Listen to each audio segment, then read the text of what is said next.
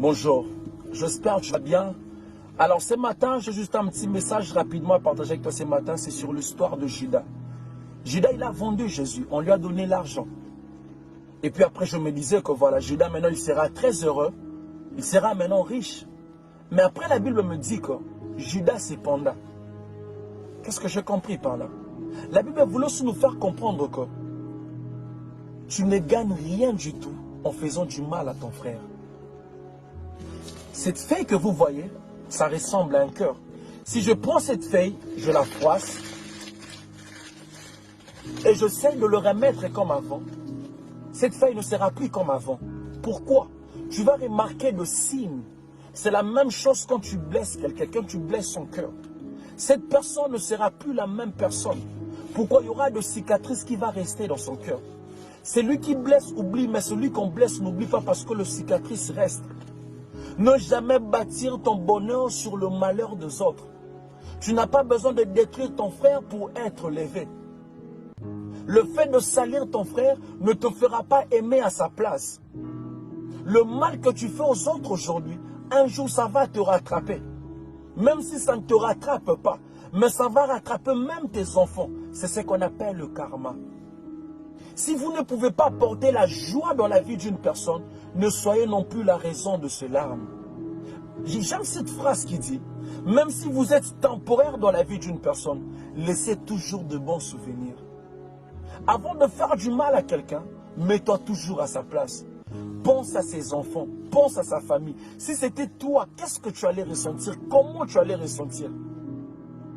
Le mal que tu fais ton frère en cachette, tu le paieras en public.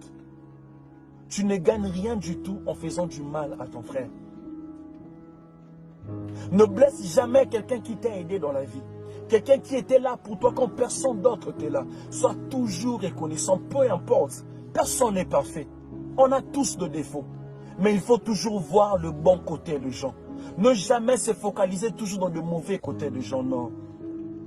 Ne blesse jamais quelqu'un qui t'aime de tout son cœur. De peur de regretter un jour de ne pas retrouver la même personne pour la deuxième fois. Ne blesse jamais un enfant de Dieu. C'est très dangereux d'être la cause de larmes d'un enfant de Dieu. Il y a des gens dans la vie qu'on ne touche pas, de peur que la malédiction soit sur toi. Dieu dit à Abraham, je maudirai tout celui qui te maudira. Il y a des gens dans la vie qu'on ne touche pas. Le diable a tout touché de Job, mais il ne pouvait pas toucher à son âme, parce que l'âme de Job était la grâce. On ne touche jamais à la grâce, parce que la grâce, c'est Dieu lui-même. Il y a des gens dans la vie, tu peux toucher à sa réputation. Tu peux salir sa réputation. Tu peux dire n'importe quoi sur son nom, mais tu ne toucheras jamais à sa grâce. Parce qu'il y a des gens dans la vie qui sont appelés à aller loin, peu importe ce que les gens diront. Détester un enfant de Dieu ne lui empêchera pas de réussir. Parce que la grâce de Dieu est sur lui. On ne touche pas à la grâce. Il y a des gens dans la vie, tu perds ton temps de lui détester. Parce que peu importe ta jalousie, cette personne réussira toujours. Parce que là, la grâce de Dieu sur lui. C'est juste ça le petit message que j'allais partager avec toi. Faire du mal à ton frère, tu ne gagneras rien du tout en faisant du mal à ton frère. Alors aimons-nous vivants. Ça ne sert à rien de nous faire du mal. Que mon Dieu te bénisse. Tout est vanité. Que mon Dieu te bénisse. C'était juste ça le petit message que j'allais partager avec toi. Merci beaucoup.